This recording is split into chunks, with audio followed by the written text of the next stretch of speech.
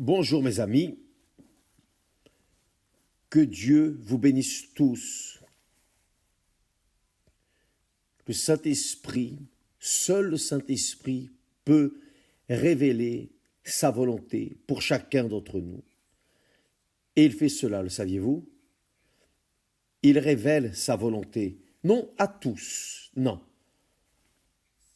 Il sait qui sont les intéressés à l'écouter et qui n'est pas intéressé à l'écouter.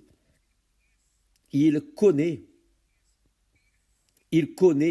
parfaitement chacun de nous. Ce n'est pas une question à je mérite ou je ne mérite pas, ce n'est rien de tout cela. Bien sûr que le diable souffle dans la tête des personnes. Ah, tu ne mérites pas, tu as fait ceci, tu as fait cela.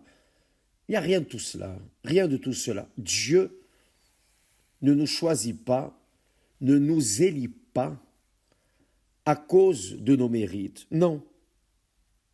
Dieu nous choisit quand il voit que nous voulons la vérité, que nous désirons la vérité, même en étant dans le péché, même en étant complètement livré à la boue de ce monde. Mais si la personne est sincère,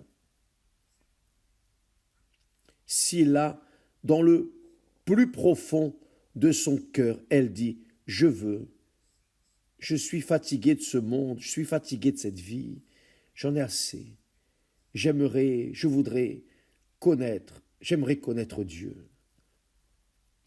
Alors, à cette personne, Dieu se révèle. Mais à celles qui sont la majorité, naturellement, à celles qui aiment le monde,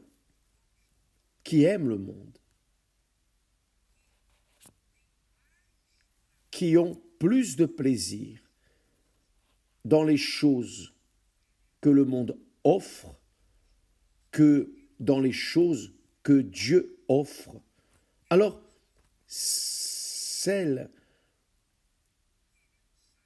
qui veulent satisfaire leurs désirs, leur volonté, leurs convoitises, leurs désirs ardents pour le monde, elles restent de côté. Et c'est la majorité, malheureusement. Que peut-on faire? C'est une question de choix. C'est une question de choix. Dieu ne tire pas au sort les personnes qui seront sauvées, les élus, non. Il va à la recherche de ceux qui, même, personne ne mérite. Qui mérite? Qui mérite? Personne ne mérite. Mais la miséricorde de Dieu, la compassion de Dieu, la grâce de Dieu nous donne, ou plutôt donne à ceux qui sont sincères la foi. Il donne la foi. Et cette foi vient à travers sa parole. Et une fois que la personne a cette foi, alors elle se livre, elle a le courage de tourner le dos au monde et d'embrasser le royaume de Dieu, qui est le message de l'Évangile.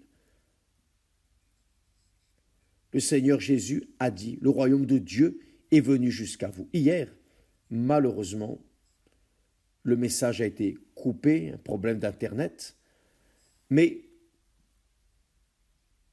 ce qui compte, c'est aujourd'hui. Dieu parle. Il vous parle, mes amis. Mettez-vous à la place de Nicodème, s'il vous plaît. Parce que ce texte ici, ce dialogue entre le Seigneur Jésus et Nicodème est un dialogue qu'il a avec chacun d'entre nous. C'est très glorieux. Notre Seigneur est très glorieux. Il est parfaitement glorieux, juste, juste. Il est juste. Voyez, nous disions hier, je vais essayer de traduire ce que j'ai dit hier.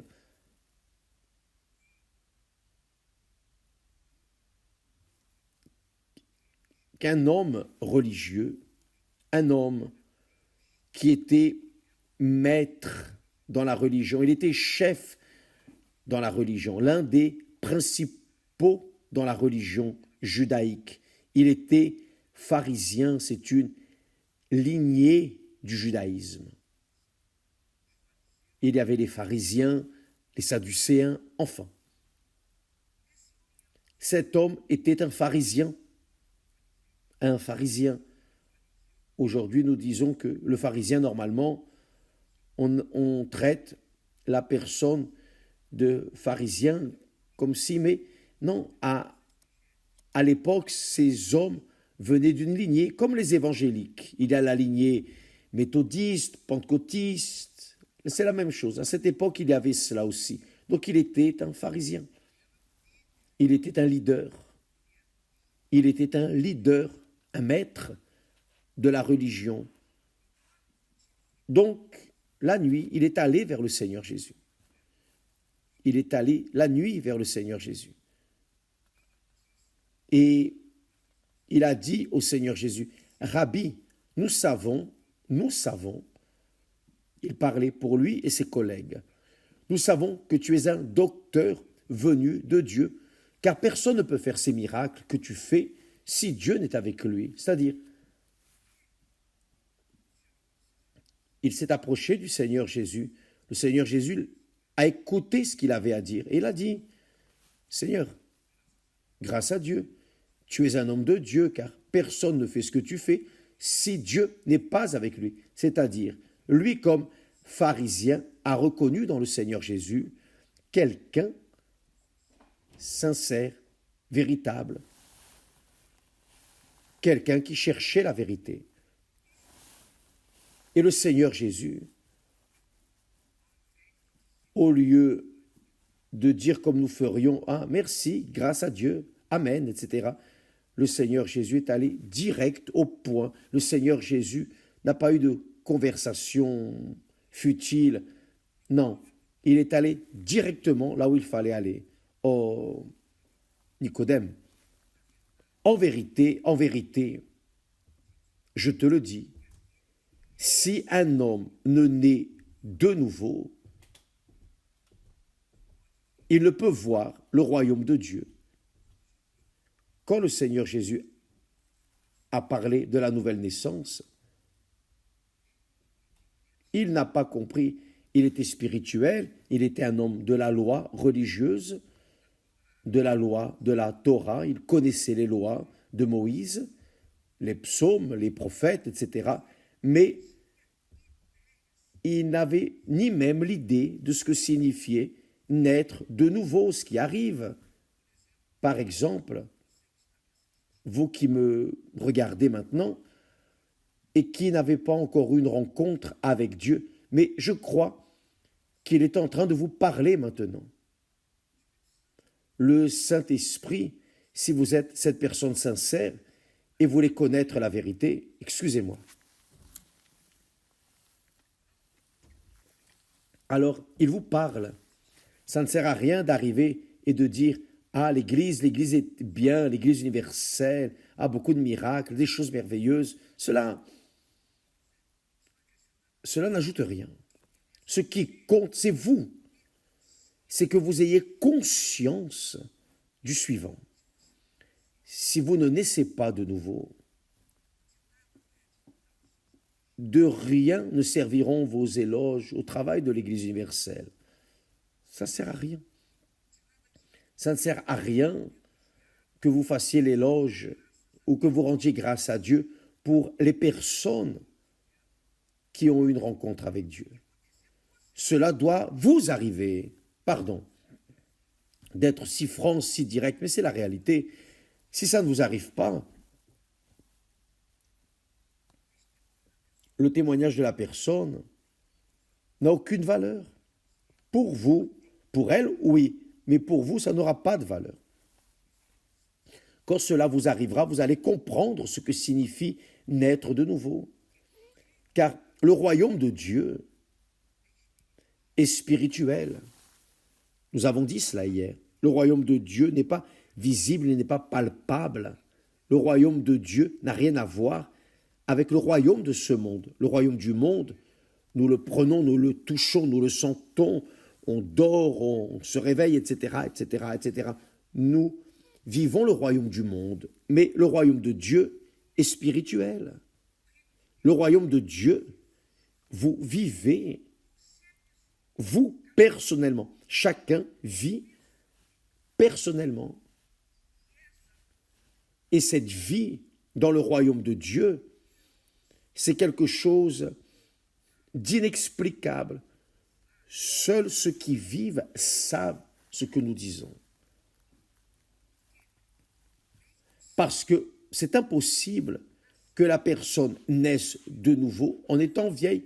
Bien sûr, c'est impossible. Même un nouveau-né. Donc, pour naître dans le royaume de Dieu, vous devez mourir pour le royaume du monde. C'est la première chose. Vous devez renoncer au royaume du monde. Vous devez renoncer à vos rêves, à vos volontés. Ah, c'est difficile, évêque. Je suis jeune. J'ai la vie devant moi. Oui, vous avez la vie devant vous. Moi aussi, j'avais ma vie devant moi. Mais la vie a passé. Et elle a passé vite et elle passe vite. Vous savez qu'elle passe vite. La vie passe vite. Oui ou non? Ça passe vite. Et même si ça ne passait pas vite, même si elle était longue, tôt ou tard, elle termine la vie dans ce monde. Mais qui vit dans le royaume de Dieu vit pour toute l'éternité. Et c'est ce que Dieu offre à Nicodème et offre à vous, mes amis. Si vous ne naissez pas de nouveau, vous ne pouvez pas. C'est ce qu'il a dit ici à Nicodème. Nicodème, si un homme ne naît de nouveau, parce que vous imaginez, la personne est dans le royaume de ce monde, comment peut-elle voir le royaume de Dieu? Elle ne peut pas le voir, c'est impossible de le voir. Le royaume de Dieu est spirituel, le royaume du monde est physique, matériel. Donc ce sont deux royaumes distincts, contraires l'un de l'autre. Donc le Seigneur Jésus a dit directement, Nicodème, celui qui ne naît pas de nouveau ne peut pas voir le royaume de Dieu. Il ne peut même pas le voir. Et Nicodème alors, sa tête, il n'a pas compris comment est-ce possible, le pauvre. Il a été sincère. Comment? Dans sa question, il montre sa sincérité, même si c'est une question bête. Comment un homme peut-il naître de nouveau? Peut-il rentrer dans le sein de sa mère et naître? Sa question est correcte, car il parlait, le Seigneur Jésus parlait de naître de nouveau. Le Seigneur Jésus dit non, c'est pas ça, fais attention.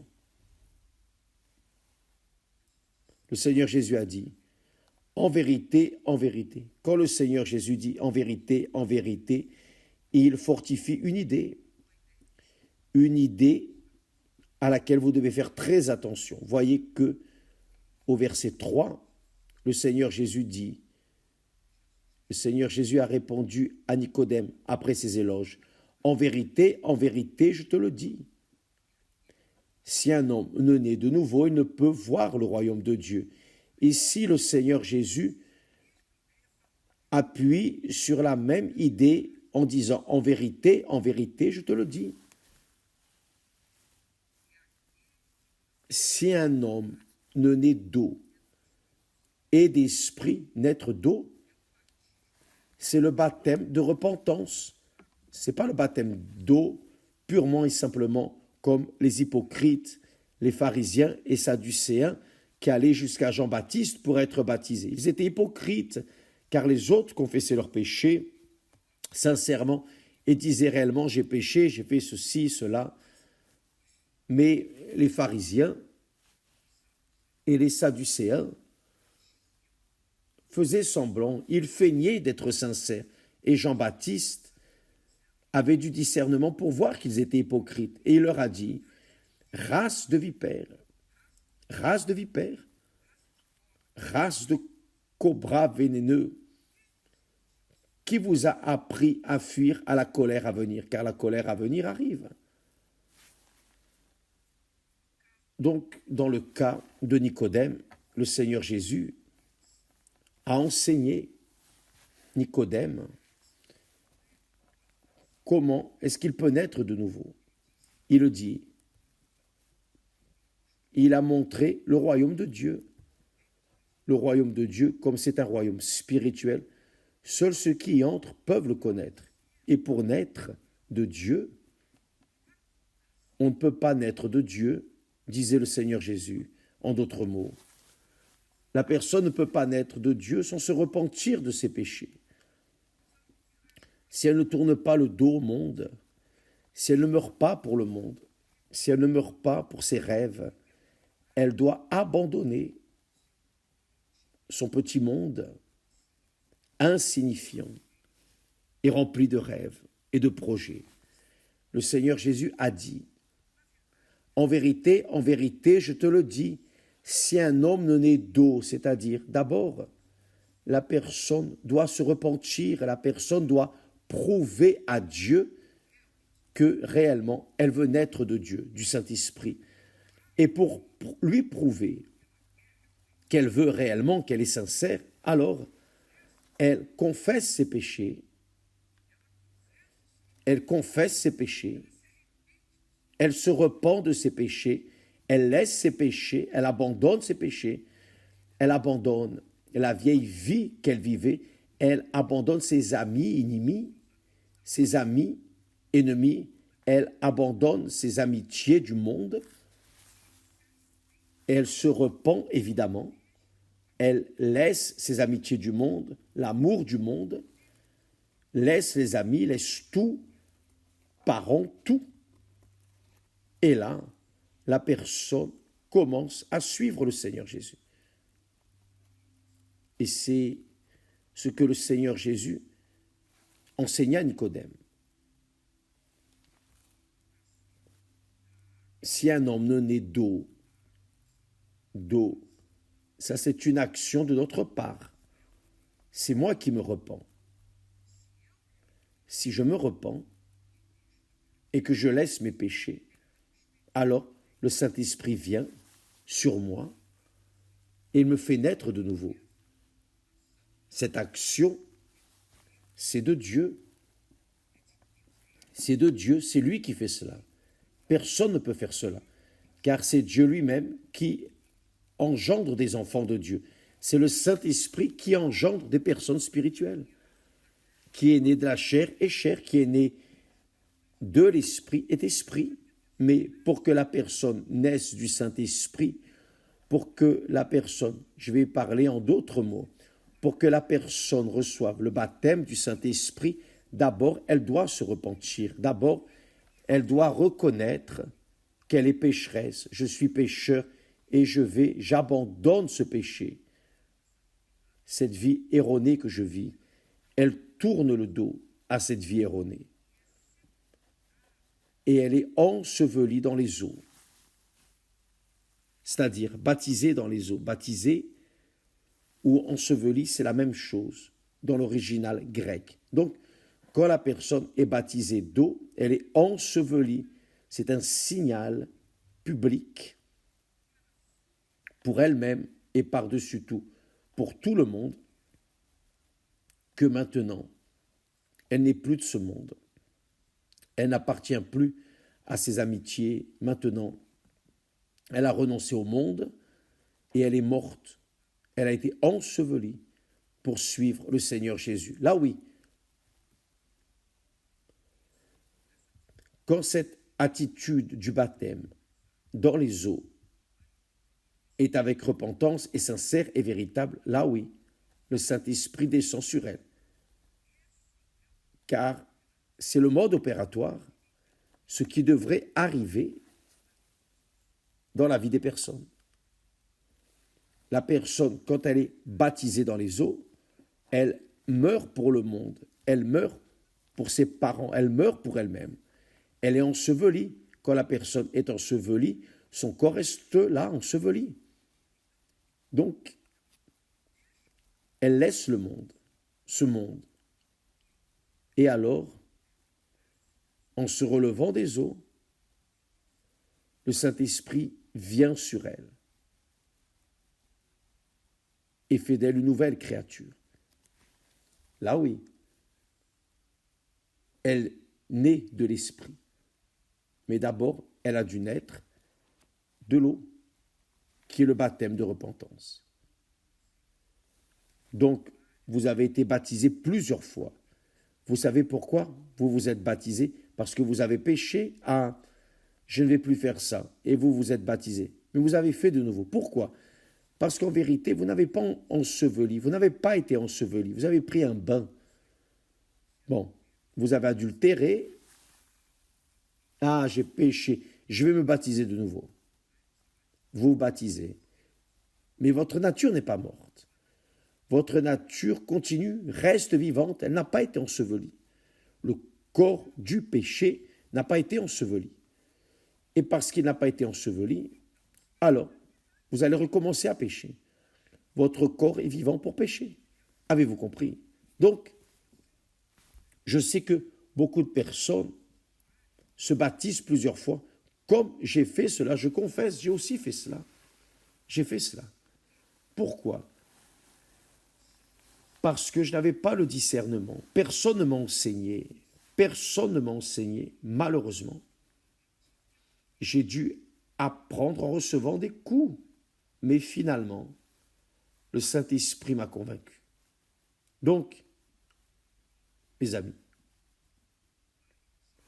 pour que vous receviez le baptême du Saint-Esprit, d'abord, vous devez ensevelir votre vieille nature, votre vieux jeu, vos coutumes erronées, votre tempérament. Vous devez pardonner les personnes qui vous ont fait du mal. Ça ne sert à rien de vous baptiser d'eau avec une rancœur. Là, rien ne va arriver. Quand vous irez vers le baptême d'eau, oh mon Dieu, pardonne-moi. Et je pardonne aussi ceux qui m'ont fait du mal. N'est-ce pas la prière que le Seigneur Jésus nous enseigne à faire, le Notre Père? Seigneur, pardonne nos péchés comme nous pardonnons à ceux qui nous ont offensés. Ce qui veut dire, si je ne pardonne pas mes offenseurs, comment puis-je recevoir le pardon de Dieu? Il n'y a pas de pardon. Donc le baptême est juste du travail pour le pasteur. Pauvre pasteur, il baptise des dizaines de personnes. C'est fatigant, mais que faire? Et la personne entre dans l'eau, un pécheur, et sort de l'eau, pécheur. Et rien n'arrive. Mais quand la personne reconnaît ses péchés, oh, tel m'a fait du mal, tel a mis fin à mon mariage, a mis fin à ma vie, mais je pardonne, oh mon Dieu, aie miséricorde d'elle. Le pardon n'est pas un sentiment, comme la repentance, le pardon est une attitude, je vous pardonne. Je veux que Dieu vous fasse le bien, que Dieu vous bénisse. Ça, c'est pardonner. Ce n'est pas sentir l'envie de pardonner. Si vous attendez de sentir l'envie de pardonner, vous n'allez jamais pardonner. Mais si dans votre tête, vous dites non, le Seigneur Jésus me pardonne, pourquoi ne vais-je pas pardonner? Si je reçois un pardon infiniment plus grand, comment ne vais-je pas pardonner une chose toute petite ici dans cette terre? Non, je vais pardonner cette personne. Donc, la personne se repent et va vers le baptême pur, propre, conscience pure. Là, son corps est enseveli, le corps du péché. Quand elle se relève, et ça, c'est le miracle que Dieu fait, c'est le Saint-Esprit qui le fait, là, les cieux s'ouvrent sur cette personne. Ça, c'est la coutume, l'habitude, le ciel s'ouvre sur cette personne, et alors, elle entend la voix de Dieu lui parlant. Tu es ma fille bien-aimée, tu es mon fils aimé, qui a toute mon affection. Et cette voix est seulement pour les personnes qui réellement ont eu leur baptême dans les eaux valide. Quand il est valide, cela arrive. Il y a des personnes qui sont baptisées dans les eaux, ou plutôt qui sont baptisées du Saint-Esprit, qui entendent cette voix avant d'être baptisées dans les eaux. Ce n'est pas le normal, mais ça arrive beaucoup. Il n'y a pas de problème. Il n'y a aucune erreur, car qui baptise, c'est le Saint-Esprit. D'ailleurs, c'est le Seigneur Jésus qui baptise. Donc, si vous êtes baptisé du Saint-Esprit avant le baptême d'eau, grâce à Dieu. S'il ne veut pas, grâce à Dieu. Mais l'important, c'est que la personne veuille changer de vie. Non, je veux. Je ne veux plus cette vie, je ne veux plus ce monde. Donc, le Seigneur Jésus disait à Nicodème exactement cela. Tu dois naître de nouveau, Nicodème. Ça ne sert à rien d'être religieux, leader religieux, une personne même bonne, charitable. Tu es une personne sincère. Mais, mon cher, tu dois naître de nouveau, tu dois naître d'eau et du Saint-Esprit, tu dois te baptiser d'eau pour qu'alors tu viennes entrer dans le royaume de Dieu. Car qui naît de la chair est chair. Tu es né de la chair, tu es chair.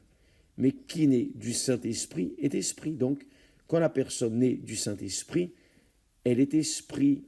En d'autres mots, elle est spirituelle. Donc, elle entre dans le royaume de Dieu et elle commence à vivre en esprit. Et elle est en esprit. Elle est née de l'esprit. Les personnes ont demandé, que veut dire marcher en esprit? Marcher en esprit, c'est marcher dans le royaume de Dieu. C'est vivre dans le royaume de Dieu. C'est vivre sous la gouvernance du royaume du Saint-Esprit. Ça, c'est vivre selon l'esprit. Marcher selon l'esprit. Marcher selon l'esprit, ce n'est pas flotter en pensant. Non, marcher selon l'esprit, c'est marcher droit, dans la vérité. Vous êtes une personne sincère, honnête, véritable. Vous êtes ce que vous êtes, indépendamment de la mode. La mode, c'est le mensonge. Le mensonge, c'est la mode. Le mensonge est toujours à la mode. La tromperie est toujours à la mode. Mais qui marche selon l'esprit vit dans la vérité. Qui marche ou qui vit selon l'esprit vit dans la vérité. C'est le royaume de Dieu. Le Saint-Esprit, c'est le Seigneur du royaume de Dieu qui entre dans le royaume de Dieu et dirigé, conduit par le Saint-Esprit. Donc, mes amis, qui marche selon l'Esprit, a la pensée du Seigneur Jésus-Christ. C'est ce que l'apôtre Paul enseigne, le Saint-Esprit enseigne plutôt. N'est-ce pas? Beaucoup de personnes disent, j'ai la pensée de Christ, mais la personne ment. Comment est-ce que la pensée du Seigneur Jésus va marcher dans le mensonge? C'est pas possible, c'est impossible.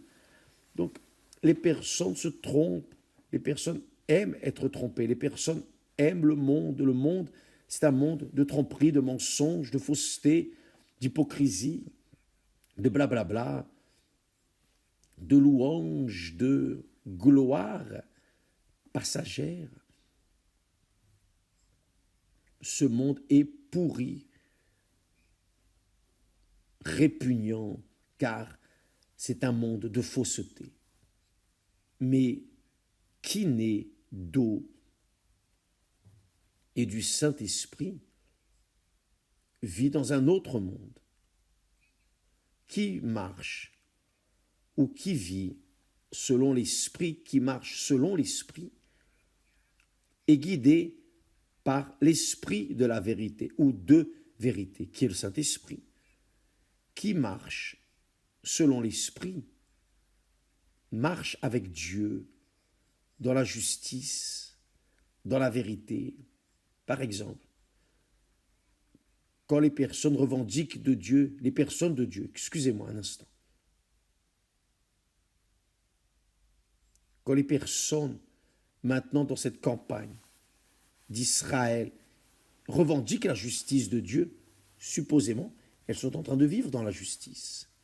Mon Dieu, le Seigneur a promis. Le Seigneur a dit. Et ce que le Seigneur a dit doit s'accomplir. Tu n'as pas parlé que la parole qui sort de ta bouche ne restera pas sans effet. Alors, ça doit arriver dans ma vie. Je n'accepte pas cette situation. Mais la personne doit être en esprit pour revendiquer du Saint-Esprit ce qu'il a promis. Donc, qui marche selon l'Esprit marche avec Dieu et a la protection divine. Et tout ce qui arrivera avec cette personne, Dieu le permet, pour son bien. Oui, c'est pour son bien.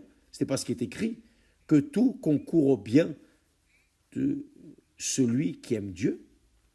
Donc, qui marche selon l'Esprit, tout concourt à son bien. Parfois, viennent des problèmes, des situations compliquées, mais si la personne marche selon l'Esprit, elle est une nouvelle créature.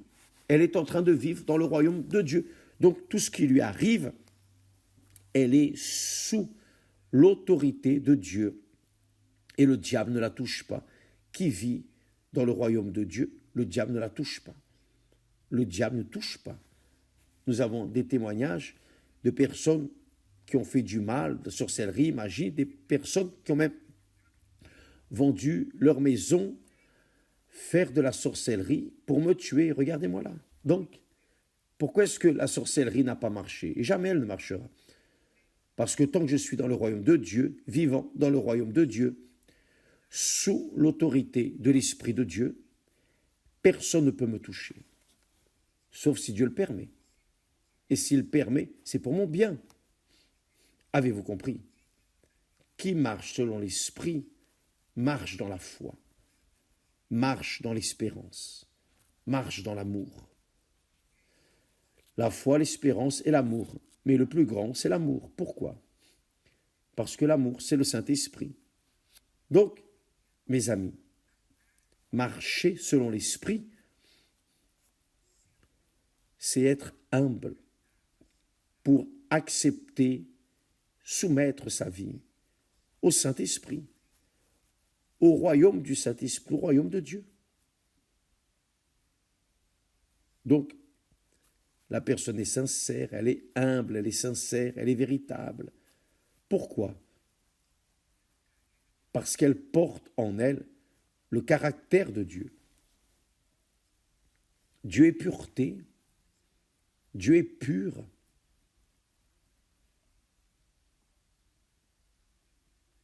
Qui marche selon l'Esprit,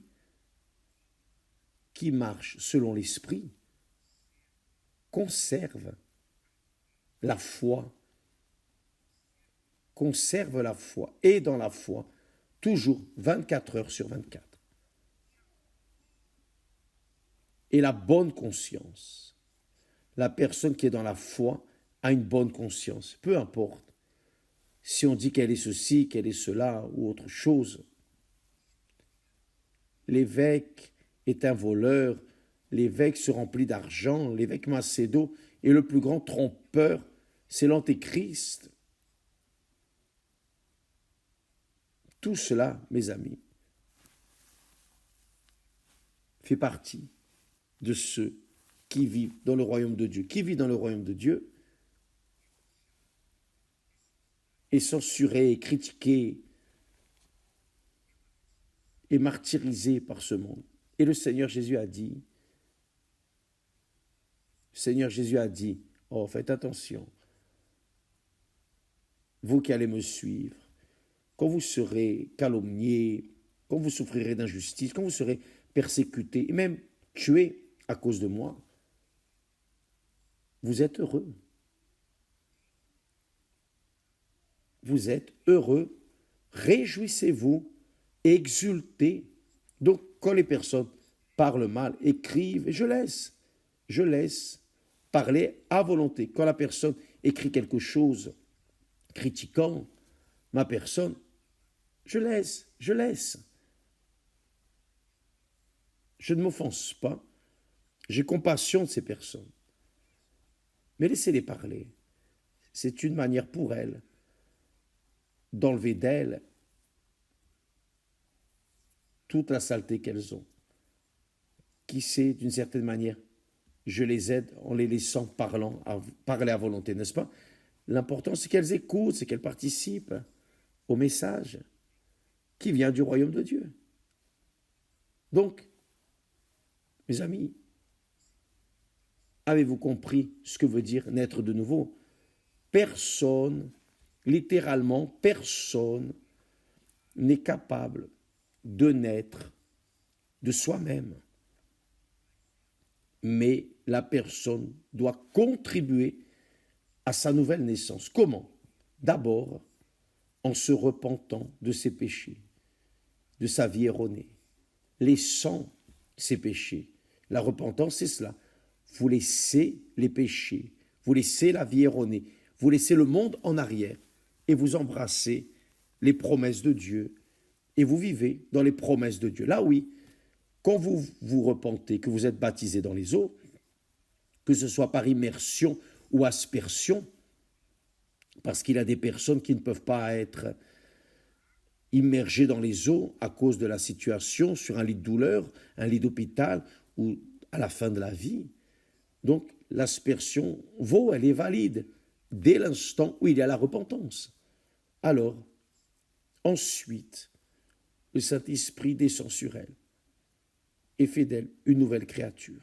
Là, oui, elle naît d'eau et du Saint-Esprit. C'est ce que le Seigneur Jésus a dit à Nicodème. Nicodème, personne ne peut entrer dans le royaume de Dieu s'il ne n'est pas d'eau, qui est le baptême de repentance, et du Saint-Esprit. C'est le Saint-Esprit qui fait la personne être une nouvelle créature. C'est lui, c'est Dieu.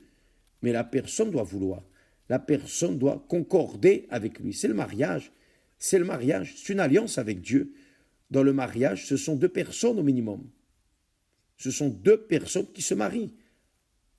Et là, elles font leur serment l'une envers l'autre. Donc, la personne meurt pour le monde.